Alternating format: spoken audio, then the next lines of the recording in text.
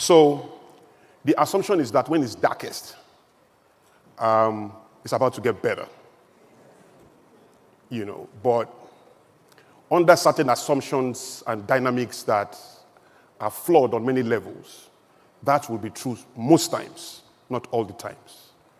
At some times, depending on some assumptions, when it's darkest, then everything's about to come to nothing. Right? That's pretty much like saying when the going gets tough, the tough gets going. It will be true most of the time. But that is assuming that the tough knows his way. Because when the going gets tough, depending on the conditions, the tough cannot just keep going because it can get lost. So the tough must seek collaboration. And I can't almost have any thought of any kind without thinking about collaborations. I know exactly what it means for today's people. There are so many ideas in the world today that people are not paying attention to. One of them is the death of death. I was speaking to a pastor the other day who had big plans for a healing crusade in the next 10 years. And the healing crusade is going to be based on some things, and I told him, there is no healing in the future. Just in case you don't know. There's no healing in the future. Now, when I say there's no healing in the future, I don't mean people will not be healed. People will not be sick. Just like when we left the Stone Age, stone did not finish in the world. There are still so many stones. We just found better ways of doing things. So, there's a book that you may want to check. It's called The Death of Death. That is, and the book is a very bold assertion. First of all, the author believes he's not going to die, and I accept his sentiments because it makes sense. But part of it is that by 2045, death will be optional in the world. Somebody I know is sick of a particular disease. I told him to hang in there because in another 7 years, tops 10 years, the part of your body you have a problem with will be 3D printed. So if you can just hang in there and fight for another 7 years, you will live. This does not require anybody praying for you. If you have prayer points, pray for the scientists working on it. Because that will make a lot of difference. And if God meets you there today and heal you, fantastic. Jesus did not heal one disease in the Bible that doctors could heal. There was not one. Go check it. Every healing in the Bible were things that defy the logic, the intelligence, and the science of medicine and the protocols that define it. There's a place for common sense, guys. And common sense is the gift of God to the human condition. The idea that God does not make a demand where he has not invested. And that the human brain is God's creative heart to invest in man for his own automated behavior. That is, he can now begin to curate his own experiences at the speed of preference.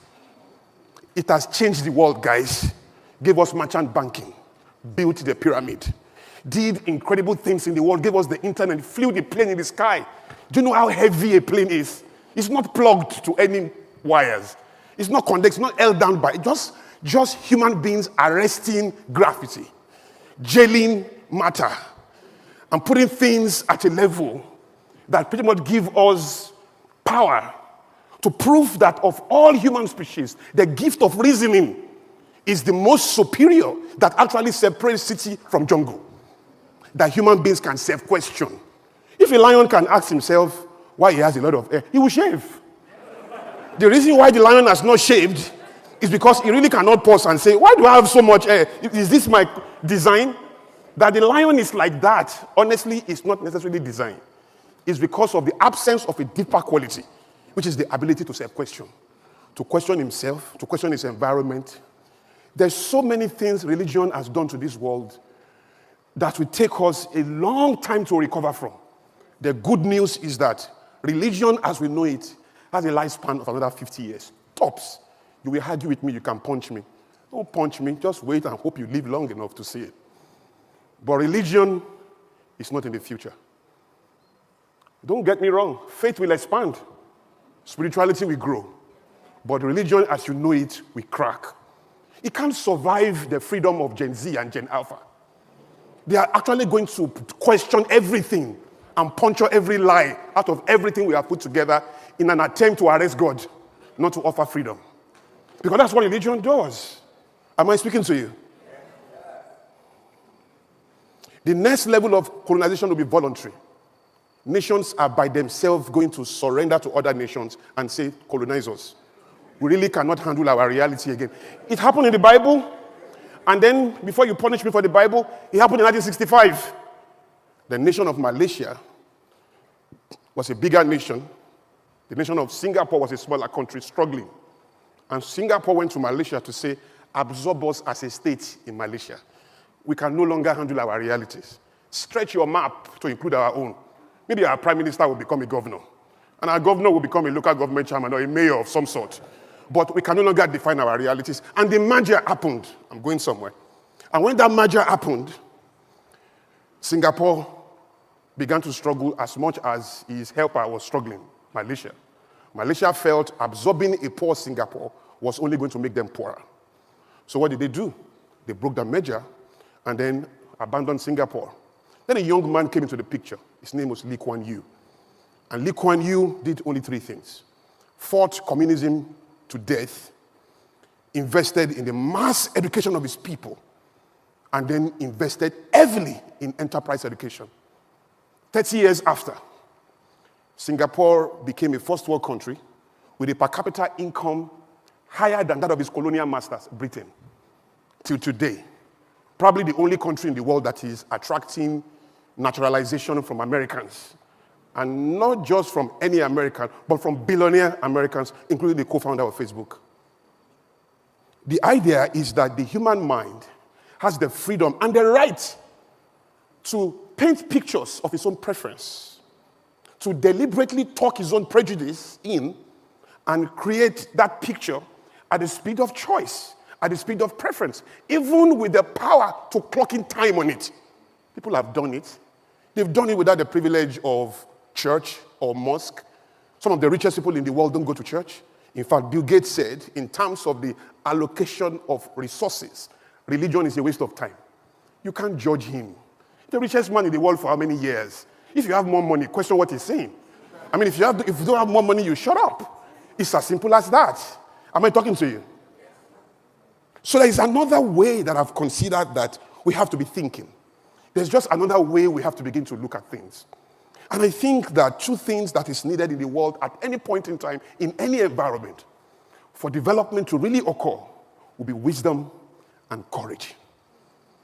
Wisdom is not intelligence. Intelligence can rob a bank. In fact, it takes a lot of intelligence to rob a bank successfully. Intelligence can plan to rape your wife. Intelligence can steal your money. Wisdom only multiplies good.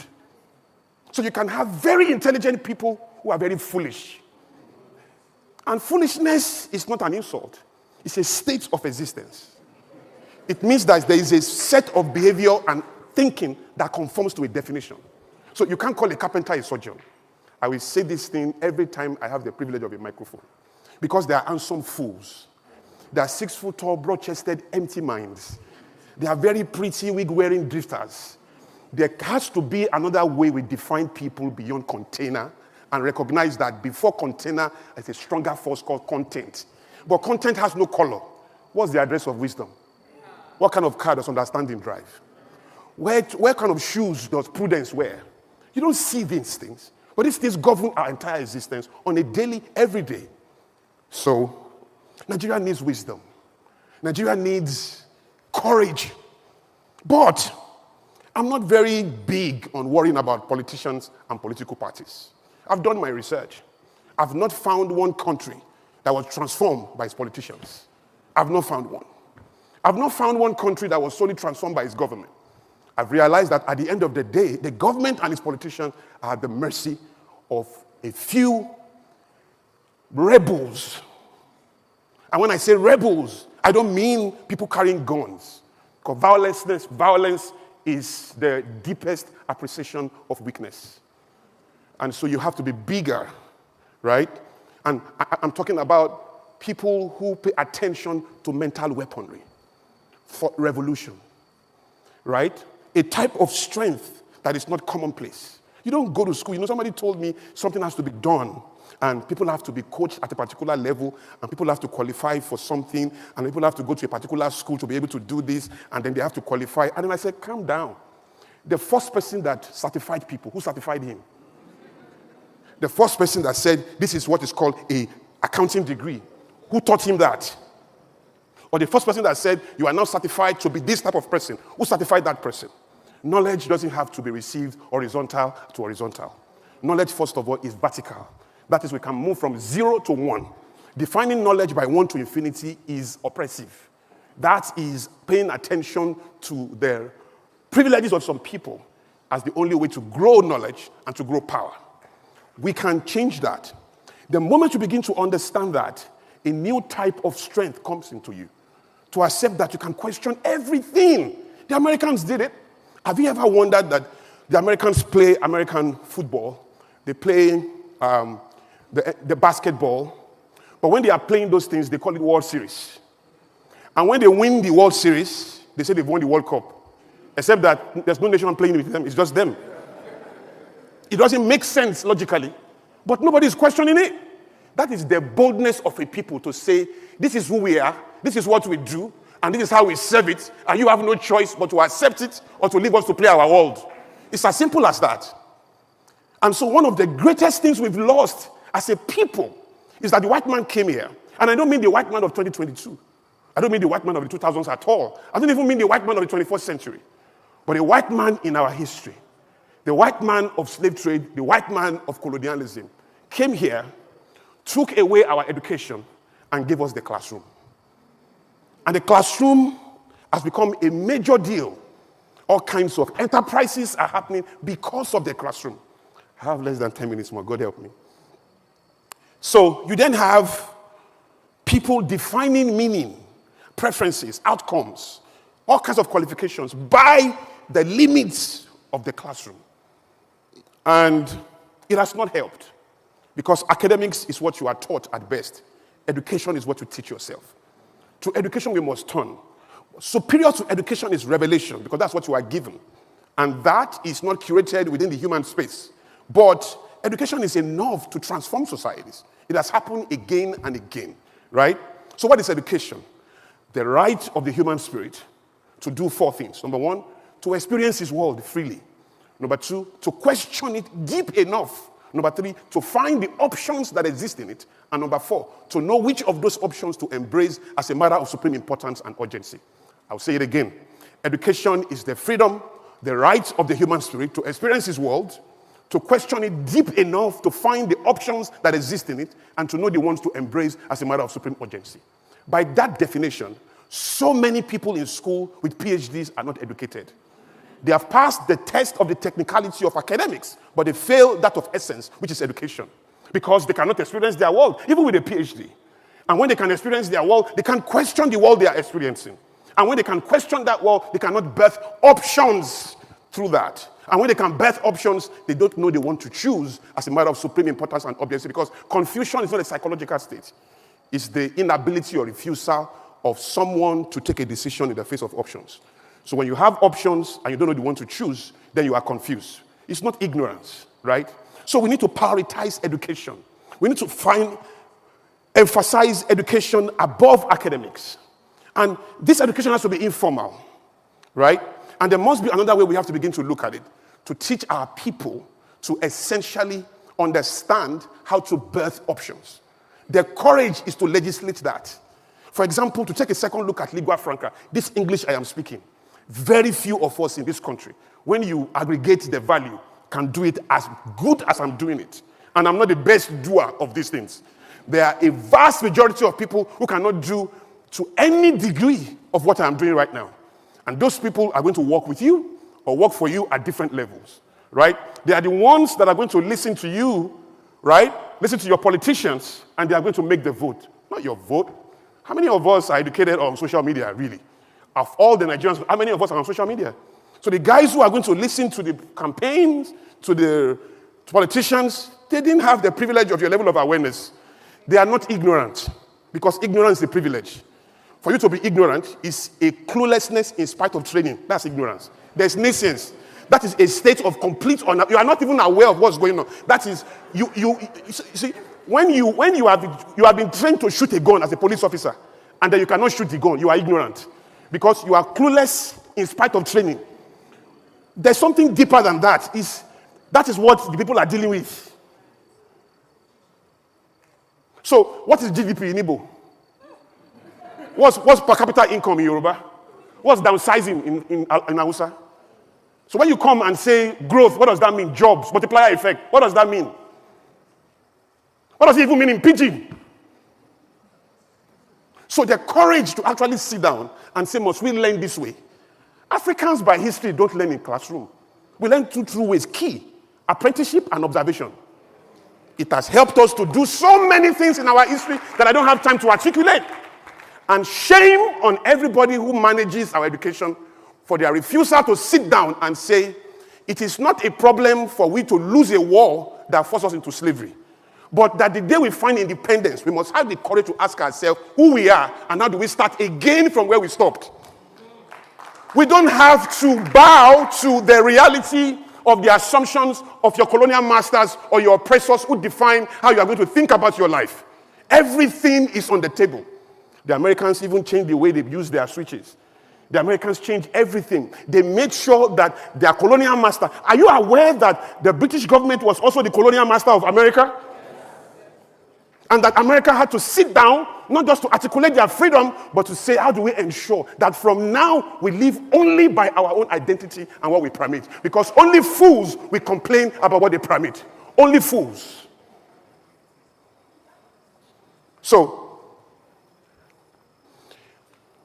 but in appreciating education and giving empowerment to people, I thought about a young friend of mine who could not pass English language and so could not study law, but passed economics, government, and literature with English. He used 3 subjects, he couldn't pass it. So I said, so what is the goal of... Because it means that no matter what he writes in his exam, if you cannot tell the difference between pronoun and clause, or between a phrase and a clause, or adjective and a pronoun, it's not going to pass the exam. No matter how clear he is, no matter how well he can speak the language. So what is the goal of the examiner? So the examiner is not testing the use of English. It's testing the technicality of English. So the next question is, what is the goal of lingua franca then? Is it sophistication or communication? Because if I tell all of you now that I'm going to Lagos, you get what I mean. You get it. I don't need to say I'm going to Lagos. Now, when you define communication only by the idea of sophistication that identify elites for you and those who have some type of exposure or some privilege of background and training, you become the oppressor. Because you then deny a vast majority of people who were taught English language in Yoruba, who will never have the privilege of saying church. Once you say shush, you cannot even marry the girl of your dreams. Because once you say shush, the girl assumes that you are not a thinker. The girl assumes that you have no sophistication, you have no character. Meanwhile, I have Nigerians in America, I live there, who say Chicago. Chicago. It's not called Chicago. It's Chicago. But where they are coming from, to say she is Raz. And to say she is an embarrassment. So they change it again from Chicago to Chicago. To prove that they are sophisticated. That is what is called confident ignorance. That is, you don't know anything, but you are not aware. So you are defeated by your history and use your context as determinant of your clarity universally wherever you find yourself. Pidgin language is not an embarrassment. It's a proof of a people's struggle with an original language. So there's Pidgin French. Pidgin, all the best soccer coaches in the world speak the worst English language, but they win all the championships. Westerhoff was Nigerian's coach. Tomorrow we win, Yekini score. That's how he talks. But we win and we score and we get the job done. You see? Because if I say, I'm love you, ma, and it doesn't change the quality of my thinking. It doesn't touch the size of my character. It doesn't in any way touch my ability to love or to pace you, or my emotional stability and fortitude to hold your destiny in my hands and to offer you direction and help. It doesn't touch anything like that. But you will judge me for all of that just because I have the defect of birth, if there's anything like that. That doesn't allow my tongue to go shh and go sha.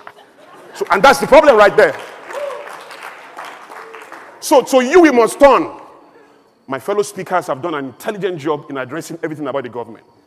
I don't understand government without people.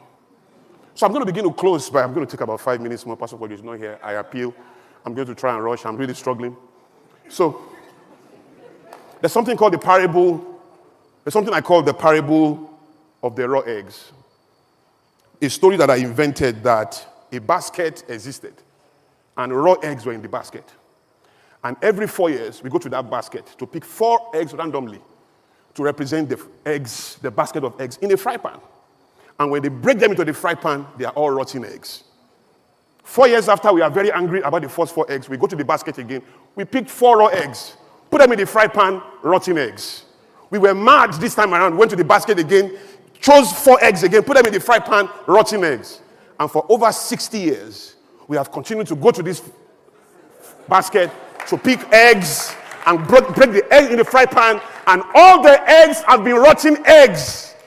They say insanity is to do the same things the same way and get a different result. 60 years is long enough to ask ourselves that maybe this basket itself is a basket of rotten eggs.